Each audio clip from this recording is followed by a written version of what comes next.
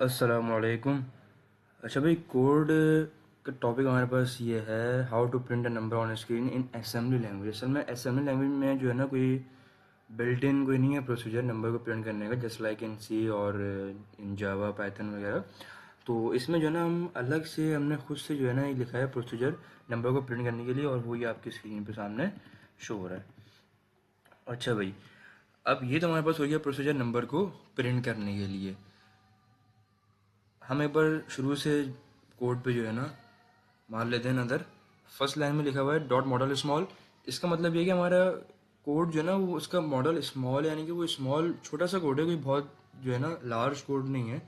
1000 2,000 line का code नहीं है, सिंपल 100 200 लाइन्स का कोड है। उसके बाद नेक्स्ट लाइन लिखी हुई है डॉट स्टैक 100H। इसका मतलब क्या है, एक हम स्टैक बना रहे हैं 100H का। स्टैक देखो, स्टैक सिंपल आपके पास एक अलग से मेमोरी है जो कि हम with in the code use करेंगे, ठीक है। और वो मैंने यहाँ पे आपको बना के दिखा दी, इसको भी देखते हैं एक बार और। उसके बाद आगे आपका डॉट डेटा आएंगे, यहाँ से आपका डेटा सेगमेंट स्टार्ट हो रहा है और यहाँ पे आगे ख़त्म। सिर्फ एक नंबर है, एक वेरिएबल है, उसका नाम नंबर दे दिया, और DW डिफाइन वर्ड। इसका मतलब क्या है कि वो 2 बाइट्स की मेमोरी अपने जो है ना अपना स्टोरेज में जाके 2 बाइट्स की मेमोरी वो ऑक्यूपाई करेगा। ये वेरिएबल DW ये बता रहे हैं, ठीक है। और DB क्या होता है, वो द डिफाइन बाइट।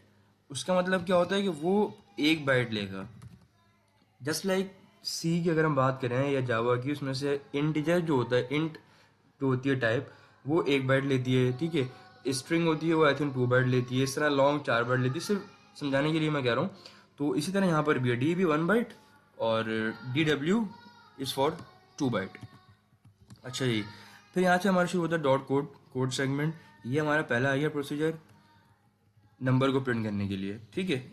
ये read this num endp यहाँ पे आके ख़त्म, ठीक है। अब उसके बाद हमारा मेन शुरू हो रहा है प्रोसीजर। उसका मैंने नाम रखा हुआ है कुछ भी, आप कुछ भी नाम रख सकते हैं, कोई मसला नहीं है, ठीक है। लेकिन पता कैसे लगेगा कि यार ये वाला मेन है, ये वाला हमारा जो है वो मेन प्रोसीजर है और ये वाला मेन नहीं है, वो इस लाइन से पता लगेगा, ठीक है। एंड करके उस प्रोसीजर का नाम, अगर मैं यही लाइन यहाँ पे लिख दूंगा ना, तो फिर ये वाला मेन प्रोसीजर मेरा बन जाएगा, ठीक है। फिलहाल हमारा ये वाला मेन प्रोसीजर हो गया। अच्छा, इसमें क्या हो रहा है, सबसे पहले हमने जो है ना अपना डेटा जो है वो इनिशलाइज करवाया डेटा सेगमेंट में। DS is for data segment, ठीक है। पहले AX में मूव कराया, AX से फिर DS में मूव करा दिया। उसके बाद मैंने डायरेक्टली नंबर पुश कर दिया अपना, और उसके बाद अपने प्रोसीजर को कॉल कर दिया। और ये तो होता है, ये 2 लाइन होती हैं कोड को एंड करने के लिए, ठीक है। मूव AX,4C00H और इंटर 21H कॉल करेंगे तो यहाँ पे आके कोड एंड हो जाएगा। ये लाइन में अगर यहाँ कहीं भी जैसे अगर मैं कॉल कर दूंगा ना, ये दोनों लाइन है, तो कोड एंड हो जाएगा, ठीक है। इसको एक बार चेक कर लेते हैं रन करके। अच्छा, मैंने नंबर जो ऊपर दिया हुआ है वो दिया हुआ है 78, ठीक है। अब देखते हैं 78 प्रिंट हो रहा है या नहीं हो रहा। तो as you can see on the screen 78 पर प्रिंट हो गया, ठीक है। अब चलते हैं कि हुआ क्या। अच्छा भाई, मैंने यहाँ से स्टार्ट करते हैं जो हमारा नंबर को प्रिंट करने का प्रोसीजर है। सबसे पहले आ रहा है मूव BP,SP एट BP,2। अब इसको थोड़ा सा समझने वाली बात है कि BP हमारे पास क्या है, बेस पॉइंटर, ठीक है। इसी तरह SP हमारे पास क्या है, स्टैक पॉइंटर, ठीक है। अब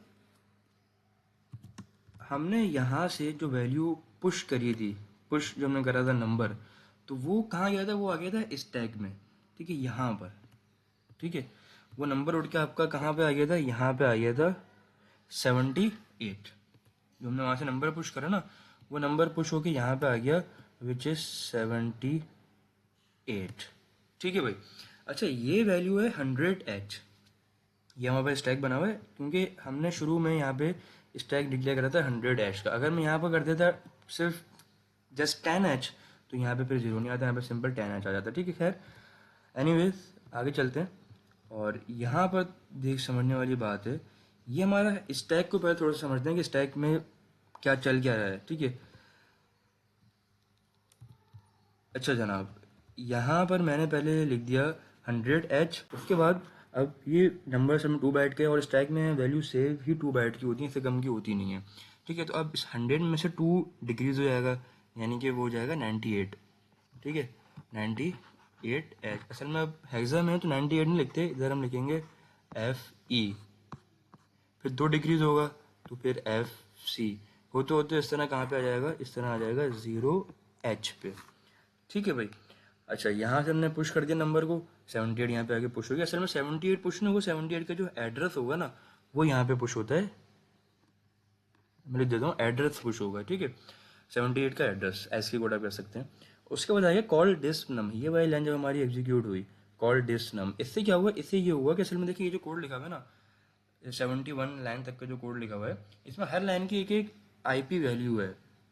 अगर हम फॉर एग्जाम्पल हम इसी सीरियल नंबर्स को अगर हम IP वैल्यू सपोज करें, तो कॉल डिस्क नम की IP वैल्यू क्या है, 64 है। अब जो हमने ये वाली लाइन जब एग्जीक्यूट हुई, जैसे ये कॉल वाला कीवर्ड दिखा ना, तो क्या हुआ, कॉल के बाद जो लाइन थी 65, उस लाइन की IP वैल्यू स्टैक में आके सेव हो गई अगली वाली लोकेशन पे। ठीक है, और अब IP वैल्यू में अब वो IP जो एड्रेस था, रजिस्टर था, वो कहाँ चले गया, वो जहाँ से हमारा फंक्शन है जो शुरू हो रहा है हमारा प्रोसीजर, यहाँ पे आ गया मूव BP SP पे। इस तरह फिर दोबारा आके हमारा कोड चलता रहेगा, और जैसे उसको RET रिटर्न जब उसको कमांड मिलेगी, तो जो भी वैल्यू इस टाइम सबसे लेटेस्ट होगी वो उसको जो है ना वहाँ से कॉपी करके IP में पेस्ट कर देगा। अगर 65 ही हुई तो 65 को यहाँ पे जो है वो पेस्ट कर देगा, फिर इससे हमारा कोड दोबारा से आगे चलना शुरू हो जाएगा। ठीक है भाई। तो अब हमारे पास अभी लेटेस्ट वैल्यू IP है, उसके ऊपर 78 है। हमें चाहिए ये 78 वाली वैल्यू, हमें IP वैल्यू नहीं चाहिए। अच्छा जनाब, एक चीज़ हम कोड में जाके समझते हैं। ये जो हमने 2 लाइन जो लिखी हुई है, मूव BP SP और मूव ऐड BP 2, असल में इसमें ये हो रहा है कि अभी इस टाइम जो है ना, अगर मैं इसकी बात करूँ स्टैक की, तो इसमें देखिए ना SP और BP होते हैं। SP स्टैक पॉइंटर, अभी स्टैक पॉइंटर पॉइंट कर रहा है सबसे लेटेस्ट वैल्यू को जो कि IP है, इसको पॉइंट कर रहा है स्टैक पॉइंटर। और BP क्या है, बेस पॉइंटर, यानी कि वो बिल्कुल जीरो वाली जो लोकेशन है वहाँ पर है वो बेस पॉइंटर। अब मसला ये है कि हम SP जो हमारा पॉइंटर है ना, इसको हम मूव नहीं कर सकते, इसमें कुछ भी नहीं कर सकते हम, लेकिन BP जो है ना, BP को हम मूव कर सकते हैं। ठीक है, तो अब हम ये करते हैं कि हम SP में जो वैल्यू है वो हम BP में मूव करा देते हैं, और BP में फिर +2 कर देंगे, तो BP फिर उसके बाद IP को छोड़ के 78 पे आ जाएगा। ठीक है, तो यहाँ हमने यही करा है, हमने BP में मूव करा है SP, यानी कि अभी SP में क्या था, IP की वैल्यू थी, तो वो आ गई BP में। ठीक है, ये वाली लाइन के बाद क्या हुआ, BP में आपके पास BP में आ गई IP की वैल्यू। ठीक है भाई, IP की वैल्यू आ गई, और फिर हमने क्या करा, फिर हमने सिंपली BP में ऐड कर दिया 2। ठीक है, तो अब BP में क्या आ गया, BP में अब हमारा वो नंबर यानी कि 78 आ गया, ये वाली। ठीक है, 78 नहीं, उसका एड्रेस आ गया। ठीक है, फिर हमने क्या करा, फिर हमने करा push AX push BX push DX, यानी कि अब फिर अगर हम देखें यहाँ पे, तो यहाँ पे आ गया AX BX CX और DX। ठीक है भाई, ये हम 4 वैल्यूज पुश करते हैं सिर्फ और सिर्फ सेफ हैंड चलने के लिए, ताकि हम सेफ हैंड रहें, मसला ना हो। ठीक है भाई, ये D है। अच्छा जनाब, ये कर दिया हमने। अब हमने क्या करा, अब BP में जो एड्रेस सेव था वो 78 का सेव था, वो हमने उठा के मूव करा दिया AX के अंदर। अब AX में क्या आ गया, 78 आ गया। अच्छा भाई, हम देखते हैं कि हम नंबर के साथ ऐसा क्या हम खेल खेलें कि वो जो है ना, हमें बस सिंपली नंबर है हमारा 78 है ना, कोई भी हो सकता है, इससे बड़े भी हो सकते हैं, कोई मसला नहीं है। उसको हम जो है ना एक एक डिजिट में तोड़ देंगे। ठीक है, किस तरह तोड़ेंगे देखते हैं। अब हमने लिखा 78, इसको हमने डिवाइड करवा दिया 10 से। ठीक है, 10 7 ज़ा 70, क्या बचा 8। अब हम इस 8 को हम जो है ना स्टैक में पुश कर देंगे। ये हमारा स्टैक चल रहा था ना, इसी स्टैक को हम कंटिन्यू करते हैं, और मैं यहाँ पे दोबारा से ड्रॉ कर देता हूँ। इसी स्टैक में हम जो है ना 8 को पुश कर देते हैं। ठीक है, अब हमारे पास क्या बचा, अब हमारे पास बचा 7 ऊपर जो है ये वाला।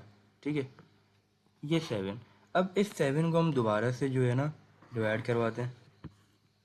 ये हमने 7 लिखा, 10 से डिवाइड करवाएंगे। ठीक है भाई, अब 7 तो आता नहीं, सिंपली हम क्या कर देंगे, 10 0 ज़ा 0, और क्या बचा आपके पास 7 बचा। अब इस 7 को हम क्या करेंगे, स्टैक में पुश करा देंगे, ठीक है भाई।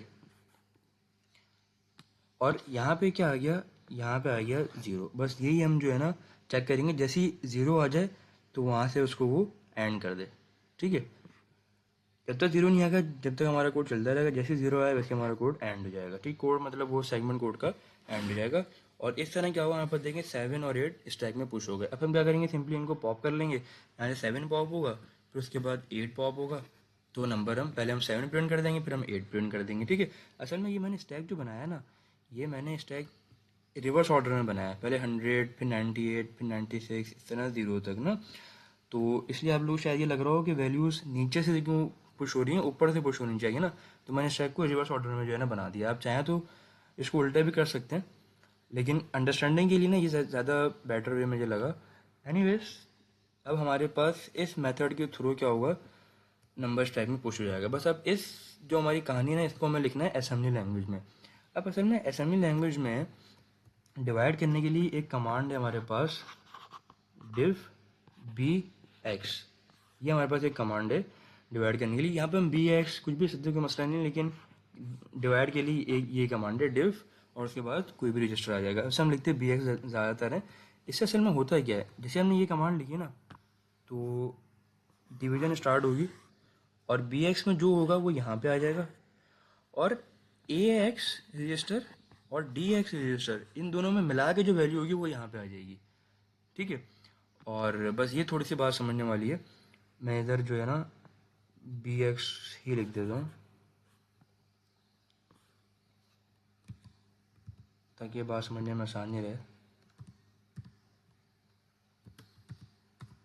ठीक है। मैं इधर bx लिख देता हूँ ताकि समझ में आ जाए बात। ओके भाई, ये आ गया आपके पास bx, ठीक है। bx में जो वैल्यू होगी वो यहाँ पे आएगी, ax और dx की वैल्यू मिलके यहाँ पे आ जाएगी। अब bx जिस नंबर से मल्टीप्लाई होगा वो चीज़ सब काम खुद ही करेगा, हमें कुछ नहीं करना। लेकिन जिस नंबर से मल्टीप्लाई होगा वो नंबर कहाँ आ जाएगा, वो नंबर ax में आ जाएगा, ठीक है। और सॉल्यूशन होने के बाद जो रिमाइंडर बचेगा वो आ जाएगा dx में। ये सब काम खुद ही हो रहा है, हम कुछ नहीं कर रहे, ठीक है। हमने सिर्फ ये वाली कमांड लिखी है div bx, बाकी सब काम खुद ही हुआ है, ठीक है। अब हमें क्या करना है, हमने जो ऊपर अभी जो हमने कमांड लिखी है अपनी, ये जो हमने अभी ऊपर लिखा, इसको हमने यहाँ पे 10 से डिवाइड करवाया था, तो हम bx में 10 मूव कर देते हैं। और अंदर हमने 78 लिखा था, तो 78 तो ऑलरेडी हमारा ax में मूव हो चुका है ना। बस dx में हम 0 मूव कर देंगे ताकि 78 के साथ कोई और नंबर ना मिल पाए, ठीक है। कोड पे वापस चलते हैं। ये देखो भाई, ये हमने किया, ax में 78 आ गया। ये वाली लाइन लिखने के बाद क्या हुआ, ax में 78 आ गया, bx में हमने 10 मूव करा दिया, cx में 0 और dx में 0, ठीक है भाई। अब आगे चलें, हमने ये कमांड रन कर दी div bx, ठीक है। ये कमांड में जब रन करिए div bx, तो पहले आपके पास ये वाला काम हुआ, ये वाला काम पहले हुआ, 8 पुश हो गया dx में। अच्छा, जब जब ये वाला काम हुआ तो 8 कहाँ गया, 8 उठ के आ गया आपके पास dx में। तो हमने फिर यहाँ से देखो ना, ये हमने dx को हमने पुश कर दिया, फिर हमने दोबारा से dx में 0 मूव करा दिया कि कोई और वैल्यू ना आ जाए dx में, क्योंकि वो ax के साथ मिलके आ रही थी। हमने यहाँ पे dx में 0 मूव करा दिया, इंक्रीमेंट कर दिया हमने cx में, ठीक है। ये थोड़ी सी लॉजिक लगी है। अच्छा भाई, यहाँ हमने जो है ना कंपेयर करा दिया ax को 0 के साथ, ठीक है। इसको एक बार दोबारा से रिवर्स कर देता हूँ। div bx, जैसे ये कमांड एग्जीक्यूट हुई, क्या हुआ, ये वाला काम हो गया, 7 उठ के आ गया ax में, 8 चला गया dx में। ये हमने बता दिया ना, ax में आ गया 7, dx में आ गया 8। हमें 8 चाहिए था, हमने 8 को हमने dx को पुश कर दिया, यानी कि 8 क्या हुआ, 8 पुश हो गया। उसके बाद हमने दोबारा से dx में 0 डाल दिया, क्योंकि हमने कहा ना यहाँ पे वैल्यू ax और dx की मिला के आ रही है, तो हमने dx में डाल दिया 0।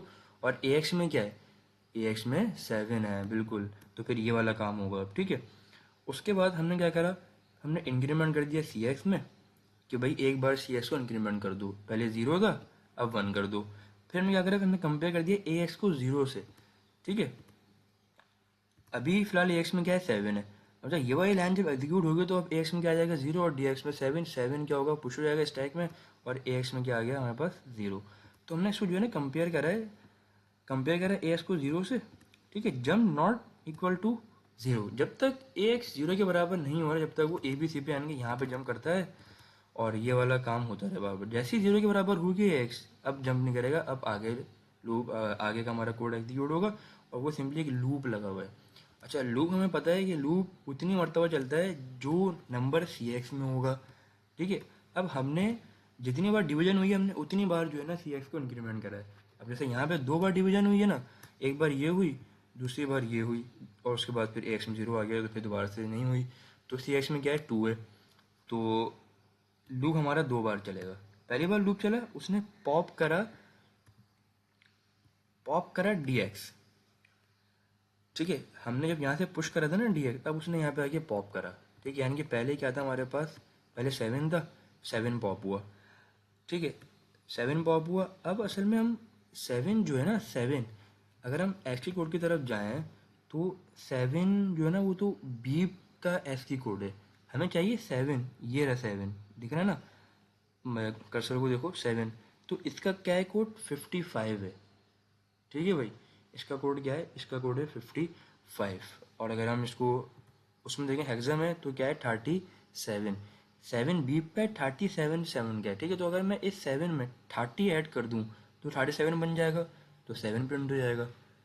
अगर मेरे पास 8 होता, 38 उसका ऐसी कोड है, तो मैं 7 इस 8 में मैं अगर 30 ऐड कर दूं तो वो 8 हो जाएगा, 38 हो जाएगा, ठीक है। ज़्यादा कन्फ्यूजन वाली कोई बात नहीं है, सिंपल देखो ना, डी एक्स पॉप करा हमने, फिर हमने ऐड कर दिया डी एल में 30H, और उसके बाद सिंपली हमने मूव करा ए एच में 2, ए एच में 2 अगर हो तो वो सिंपली कैरेक्टर को प्रिंट करने के लिए होता है, और हमारा एंटर 21 हैश कॉल कर दिया, कैरेक्टर प्रिंट हो गया, ठीक है ना। एडिशन बस इसलिए करी है, जब हमने यहाँ से नंबर पॉप करा ना तो वो नंबर पॉप हो गया आएगा, वो आया 7। अब 7 तो बी पी एस की कोड है, तो हमने उसमें 30H ऐड कर दिया, 30H। तो जब 7 + 30 हुआ तो 37 हो गया, जब 7 का ऐसी कोड था तो वो प्रिंट हो गया। नेक्स्ट बारी में क्या हुआ, 8 आ गया, पॉप हो गया, तो हमने 8 में भी सेम भी करा, क्योंकि 8 तो बैक का है ऐसी कोड, उसमें हमने 30H ऐड करा तो 38 हो गया, 38 8 का ऐसी कोड है, 38 यानी कि 8 प्रिंट हो गया। 2 बार लूप चला, 7 और 8 प्रिंट हो, उसके बाद लूप खत्म। उसके बाद देखो, जब यहाँ पे 7 भी पॉप हो गया, 8 भी पॉप हो गया, तो अब डी एक्स सी एक्स बी एक्स ए एक्स ये वाली वैल्यू जब स्टैक में, तो हमने क्या करा, वो हमने जो है ना रिवर्स ऑर्डर में हमने जो है ना पॉप कर ली, पहले डी एक्स पॉप करा, फिर सी एक्स, फिर बी एक्स, फिर ए एक्स। अब क्या हुआ, ये सारी वैल्यूज़ भी पॉप हो गई, ठीक है ना, ये सारी वैल्यूज़ आपके पास पॉप हो गई। अब ना ए एक्स भी नहीं है, बी एक्स भी नहीं है, सी एक्स भी नहीं है, डी एक्स भी नहीं है, अब आई पी वैल्यू है, ठीक है, आई पी वैल्यू है। तो अब हमने रेड कमांड रन हुई, रेड कमांड का क्या था, रिटर्न, वो जो भी स्टैक में सबसे टॉप पे होगी वो वैल्यू उठा के आईपी को दे देगा, और वो 65 थी यहाँ पे स्टैक, ठीक है ना, तो वो वैल्यू आईपी में आ गई और डिस्प्ले हमारा ख़त्म। और आईपी की वैल्यू 65 थी, तो वो 65 पे यहाँ से आईपी स्टार्ट हुआ, move S comma 4C00H inter 21H call हुआ, कोड आपका एंड हो गया, ठीक है।